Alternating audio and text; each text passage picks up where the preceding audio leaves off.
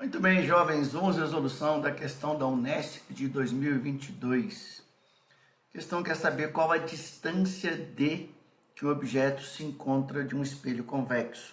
Ele forneceu a distância do centro de curvatura, y, e a distância que a imagem se encontra, x, do vértice do espelho.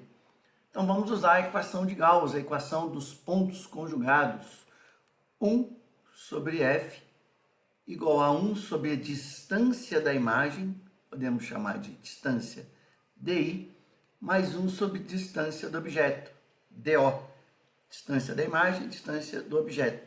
A distância focal é a metade do raio de curvatura, que é y. Então, y sobre 2 é a distância focal. Então, substituindo, a gente fica 1 dividido por y sobre 2. A distância da imagem também foi fornecida, tá aqui, ó, x. Então, é 1 sobre x. E a distância do objeto, é o que nós queremos saber, é o dzinho. Antes de continuar a usar a equação, nós temos que verificar se os sinais das grandezas que foram inseridas estão corretas. Então, a distância focal, quando o espelho é convexo, a distância focal é um foco virtual, então a gente entra aqui com um valor negativo. A imagem também é uma imagem virtual, então o DI também sinal negativo. Lembrando que essas são as condições para os sinais serem negativos.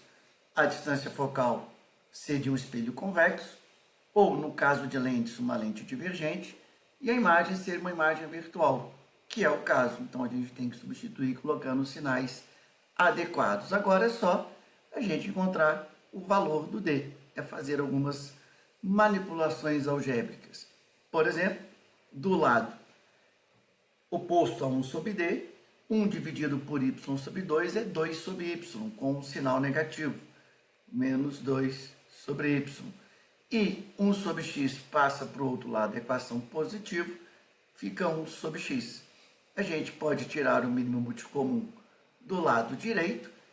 O mínimo múltiplo comum entre x e y é x vezes y, que dividido por y vai dar x, vezes menos 2, menos 2x. E xy dividido por x vai dar y vezes 1 mais y.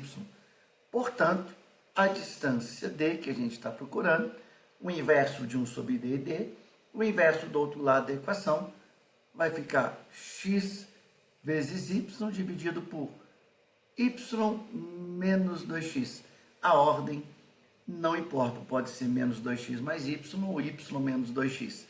Eu escrevi dessa maneira porque é assim que está na resposta na alternativa D.